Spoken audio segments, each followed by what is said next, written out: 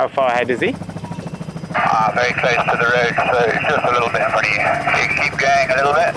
He's on your left, just keep going, you'll see him up there about 30 yards off. Copy, I've got eyes. Just pass that Johnny and then look up to the left. Yeah, copy, got eyes. We'll just wait here not to spook him. Gotta go. Okay, he's down now.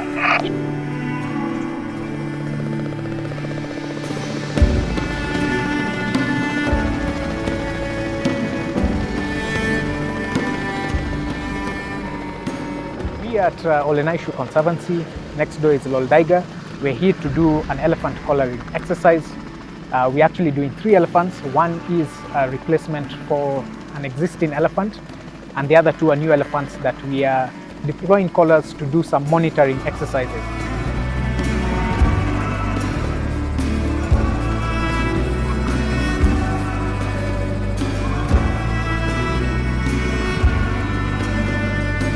Elephants are great. In this area we border on a lot of areas that are farmed by the local communities for maize, cabbages, so those are obviously really attractive for elephants. So we've had a lot of human-elephant conflict in this area, which has been a real challenge.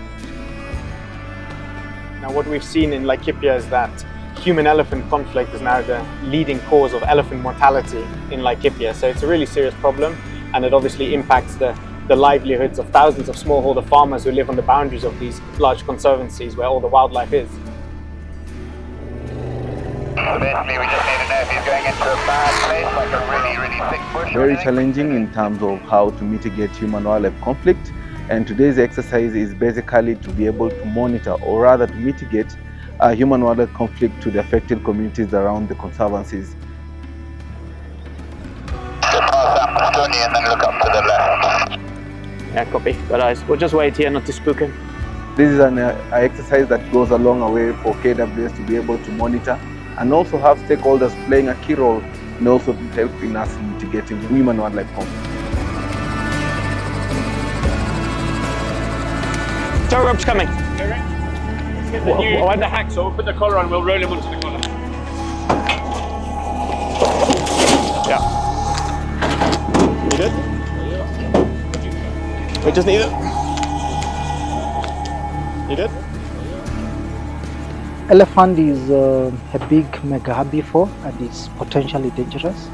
We dive the animal from a helicopter and we don't go down until the animal is down.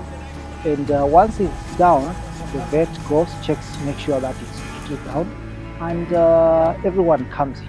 Revival, the same. Once we're done with the whole collaring operation, we make sure that we revive the animal. We tell everyone we revive the animal, and we show respect to the animal by staying at a safe distance. Today we're completing a collaring of 3 bull elephants. Part of that exercise is taking the measurements of these animals. It's a way for us to keep track of not only their growth as adult animals, but also as Space for Giants are partially responsible. We like to take these measurements in order to see if there's any physical impairments that they're dealing with, any potential ailments. For example, if one foot is larger than the other, any swelling that might be an issue that can then be addressed by the KWS vet who's with us today. Morphometrics are an important measure in mammalian studies.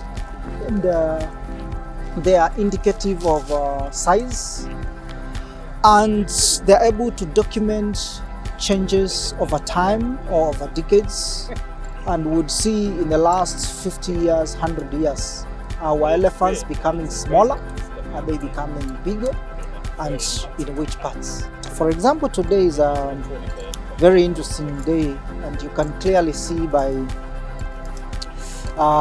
the trunk. This is not how a normal elephant trunk looks like. There's a prehensile lip of the elephant trunk, which is basically a very ambidextrous, oversized drinking straw, and with lots of muscles.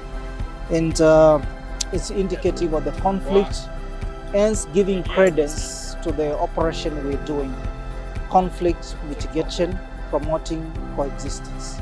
Yeah, so these collaring exercises are vital because it allows us to understand where the elephants are breaching. It allows us to be proactive about our response, mitigating human-elephant conflict. And so it's critical for the long-term survival of wildlife in these areas. Come on, get up, buddy, come on. Good job, well done. Well done. That's good.